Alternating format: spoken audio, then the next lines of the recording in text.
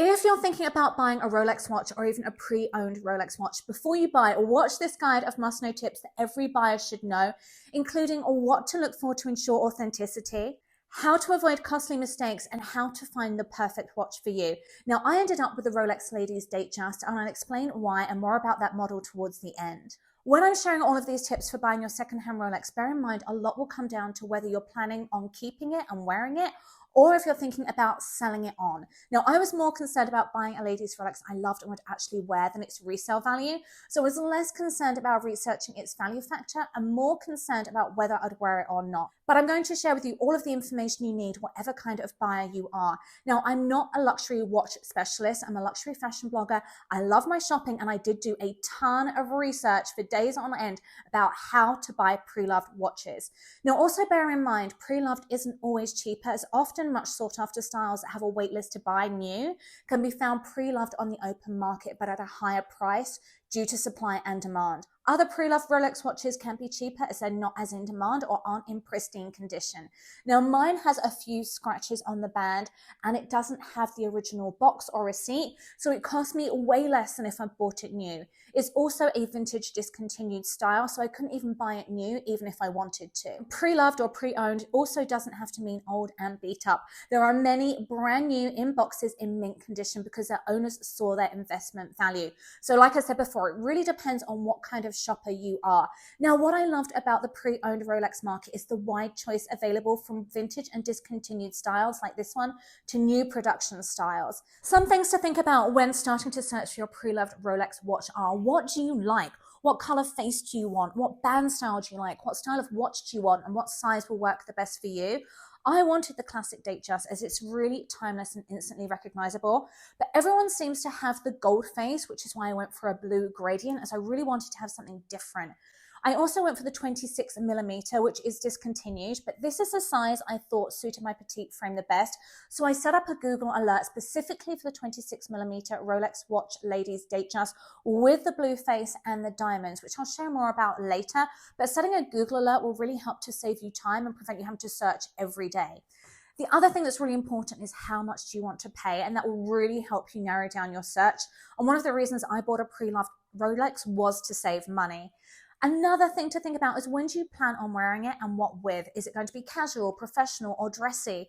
I really wanted to be able to wear it everywhere for all occasions, but my style does tend to be more glam and feminine, so I knew I wanted diamonds as well as a two-tone Jubilee band. So it goes with all of my jewelry, whether it's gold or silver, and it's really synonymous with Rolex. Whereas if you want something you can go diving with, you're going to want to look at their diver collection and something like their Submariner or their Sea Dweller. Another really important aspect is the functions you want it to have, and if you're looking for certain specific functions, like a precision stopwatch that the Daytona has. If you travel and want it to display multiple time zones, the GMT Master Sky Dweller is going to be a much better fit. Another thing to think about is if you want a new or pre-owned Rolex. Now, new is great if you want a new model and don't mind being on a wait list. Pre-owned is great if you're looking for a sold out, vintage, or discontinued style, like my Rolex stainless steel 18 karat yellow gold diamond 26mm oyster perpetual Datejust watch blue gradient. They come out with the longest names. That was definitely a mouthful, but I wanted to be very specific with what I have. Where to buy pre-owned Rolex watches?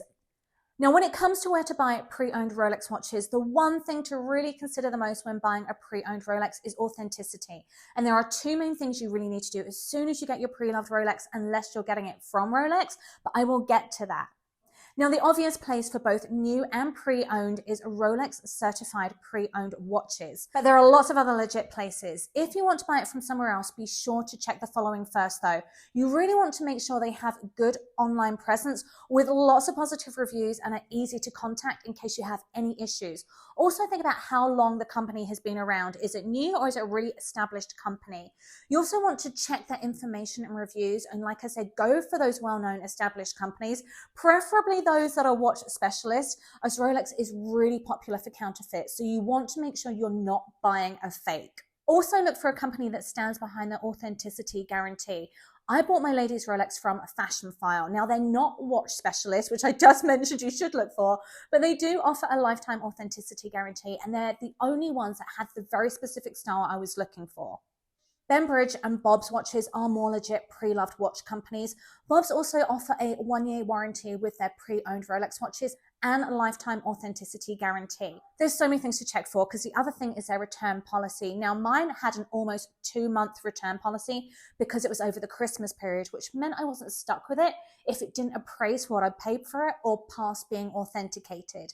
Now most articles will tell you to avoid private sellers as it's a lot riskier. So do that with caution if you want to go that way. If the secondhand Rolex watch you are buying comes with its box and papers, you should still always check the unique serial number on the watch to ensure it matches the serial number on the warranty card. Now, a lot of people will say not to buy a pre-owned Rolex without the papers, which makes sense as it is riskier and it can lower their value. However, a lot of watch enthusiasts who like to own and actually wear their watches can place less value on whether or not the watch comes with its original papers. But without the papers, the value of your investment is often reduced, especially if you're planning on selling your Rolex later, and it can make it more difficult to sell.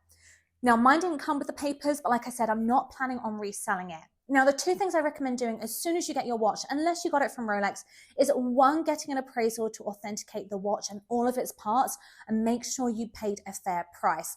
2, take it to a watch specialist, which isn't normally the same person as the appraiser, and have them check it's in both good cosmetic and mechanical condition, as Rolex services are really pricey. We were quoted $850, but bear in mind, even if it's in great condition, Rolex does recommend getting it serviced every 4 to 10 years, depending on the model and how it's used. Now, like I said, mine didn't come with a box or papers, which is why I was quick to do all of this. Now, if you're not used to an automatic watch, they can be more work than you're used to. So when it comes to winding and setting your ladies Rolex Datejust, you're going to unscrew the crown counterclockwise to wear it on threads. To set the date, you're going to pull it out until you feel it stop in place, and then twist the dial until you have the date you want it to show. To set the time, you're going to pull out again to its full position and move the hands to get them to the correct time. To wind the watch, you're going to wind it clockwise 20 to 40 full turns. And you're going to do this when it's not been worn for a few days to fully charge the movement, just to ensure it doesn't stop on you. Then you're going to push it in and then push and fully screw back in clockwise to make sure it's fully sealed and watertight. The Rolex Ladies Datejust watch with a diameter of 26 millimeters was launched all the way back in 1957 and was one of Rolex's first women's watches. The Rolex founder Hans Wilsdorf believed that watchmaking progress should encourage human progress and had lots of unique concepts. Now, the Datejust was the first self-winding, waterproof chronometer wristwatch with a window displaying the date at the 3 o'clock on the dial, along with the magnifying effect of the cyclops lens on the display. And the Datejust is considered an entry-level Rolex that's useful and practical for everyday use. Now, some of the classic Rolex features include a certified chronometer movement, self-winding mechanism, a waterproof case, and a window displaying the date, which is magnified by the cyclops lens. Now, the cyclops lens is a Rolex invention, and it was created to improve the legibility of the date, which really helps on the small 26 millimeter watch. It's really become a technical brand signature for Rolex. And it was named after the one-eyed giant in Greek mythology, and it was seen for the first time in 1953 on the men's Datejust. If you're worried about its raised shape scratching, it's made of sapphire, which is really resistant to scratches, and it also features a double anti-reflective coating to make it even easier to read. What I like about the Datejust is how classic and elegant it feels, which is one of the reasons I wanted to have my Rolex to have the special Jubilee bracelet, which was designed to commemorate the 40th anniversary of Rolex. If you don't like the Jubilee bracelet, there are a couple of other Rolex bracelets. There's the Oyster, and then on the precious metal versions, a President bracelet. I chose the two-toned 18-karat gold and stainless steel Jubilee bracelet with brushed and polished finishes with the sapphire crystal, blue gradient dial with gold-toned hands and diamond markers, as I just thought it would be a color that would go with everything, that I could wear both day and night, and I just don't love the gold face versions on me. Now, with Rolex, you really are paying for quality, and the diamonds Rolex uses are the highest quality diamonds available on the market. They are IF in clarity, which is the highest on the clarity scale and is considered to be flawless. One thing to consider if you're not used to wearing a watch with automatic movement is how much you'll wear it. Now, I bought a watch winder case for mine as I don't wear mine all day, as I don't want to scratch the bracelet while I'm working on my computer. It is also water resistant to 100 meters, which is why you want to make sure you fully screwed it down after adjusting the date or time or manually winding it so the water doesn't get into the mechanisms. The ladies Rolex Datejust comes in lots of sizes, so you can find a size that works for you. And I actually really love them up to a 32 millimeters on me, but I just couldn't find it. And then the 36 is too big for me. So I ended up with the 26 millimeters, which is now discontinued. The Rolex Ladies Datejust original 26 millimeters was changed to the 28 millimeters in 2015 as women's style and proportions changed. So if you want a new version of this, it's going to be the 28 millimeters. Now I have small wrists and prefer daintier sizes. 2 millimeters isn't really a lot either way, so and either would work for me, but this is pre-loved, so it was much more affordable. So one of the biggest questions is, are Rolex Datejust a good investment? And the answer is yes, as long as you take care of it and preferably have the original receipt, box and papers. The Rolex Datejust specifically is known for holding its value really well over time. And Rolex is a brand which has such a strong reputation, and this is such a timeless design that it always stays in demand. However, mine probably won't hold its value as well as some of the others would, just because it doesn't have the papers. Now, these are all of the essential tips and insights for buying a pre-owned Rolex I came across after days of research, so I really hope you can approach your purchase with confidence.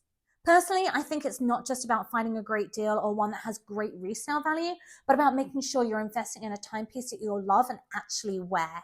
Thank you so much for watching. If you found this guide helpful, please give it a thumbs up and share it with your fellow watch enthusiasts. Don't forget to subscribe to my channel for more luxury shopping guides and tips for finding the best prices. If you have any questions or want to share your own buying experience and tips, drop a comment below. I'd love to hear from you, and happy watch shopping.